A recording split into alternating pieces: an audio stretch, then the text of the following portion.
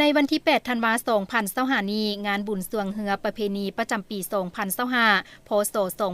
2568 ที่ท่าวัดจันทร์ได้จบลงด้วยผลสำเร็จที่จบงาม ซึ่งแสดงให้เห็นถึงการรักษาฮีตของประเพณีวัฒนธรรมลาวที่เคียงคู่ชาติลาวเฮามาแต่โดนนาน นั่นก็คืองานบุญสวงเหือที่ได้ถูกจัดในทุกปี โอกาสนี้ให้ทานไปชมบทสัมภาษณ์ของทานนางแพงพรขันธยุงทองวิลสนแห่งชาติและทานคำสิงพรสินนวงศ์รองผู้อำนวยการใหญ่ธนาคารห่วมพัฒนามหาชน JDB ข้าพเจ้าชื่อนางแพงพรวิลสนแห่งชาติหรือว่าตางมาเลยเข้าเป็นแขกรับเชิญร่วมงานบุญสวงเหือปีนี้เนาะปี2025นี้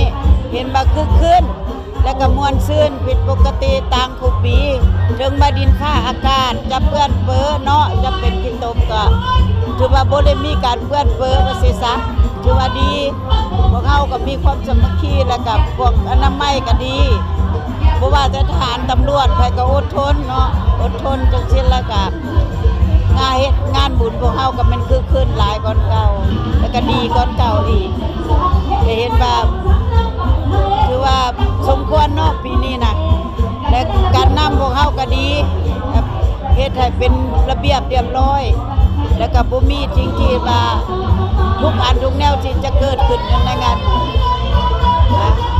ข้าพเจ้าก็เป็นดีมุกดีใจที่ว่าถึงเป็นแขกรับเชิญถอยห้องคนลาวพวกเฮาเนาะสาวนุ่มรุ่นสืบทอดและประชาชนมวลชนทั้งหมดชนชั้นชนชาตินุ่งถือเนาะแต่ถูกต้องตามประเพณีของลาวและเข้าในงานบุญนั่นเนาะแล้วก็ให้มันนุ่งถือเป็นประเพณีอันดีงามของพวกเฮาเนาะก่อนอื่นก็ขอแสดงความขอบใจท่านผู้ชมเนาะถึงว่าในออนไลน์หรือว่าต่างๆนะปีนี้ก็ธนาคารห่วมพัฒนาของพวกเขาก็ได้ประกอบส่วนในการส่งเสริมฮีตของประเพณีของลาวเขาเนาะโดยเฉพาะเป็นบุญสวงเหือท่าวัดจันทร์